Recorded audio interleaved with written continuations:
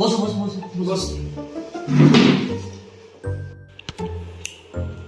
আচ্ছা সৌভিক মুখার্জি, তুমি পড়াশোনা কতদূর করেছো বাবু?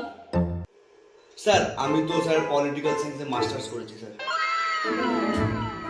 ওরে বাবা, তুমি তো উচ্চ শিক্ষিত। না না না না বাইগান।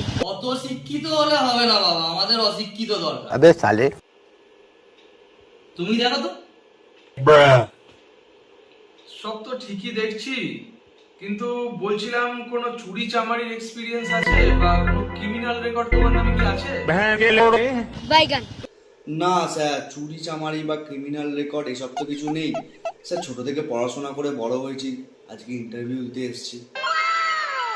না না না তোমার কোনো দেখছি চুরি চামারি কিছু এক্সপিরিয়েন্স নেই, ক্রিমিনাল রেকর্ড নেই। না, আমাদের তো এগুলোর এক্সপিরিয়েন্স দরকার। এত ভদ্র সভ্য ছেলে তো আমরা নিতে পারবো না।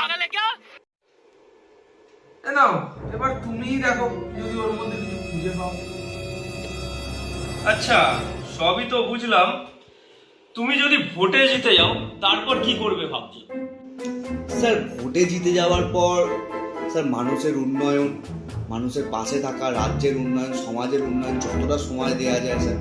আর স্যার নারী সুরক্ষার পেছনে আমি জোর কদমে কাজ করতে চাই। নারী সুরক্ষা? না না না না, এসবের আবার কি দরকার? সব তো ঠিকই আছে। যেমন চলছে চলুক বাবু।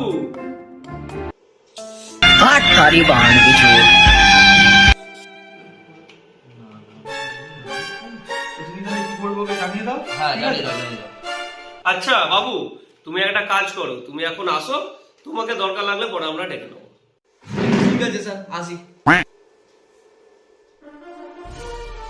এ আমাদের ফোনগুলো গেল কয়? এ টেবিলে তো এখানেই রাখা ছিল, ছেলে বেড়ে দিল নাকি রে?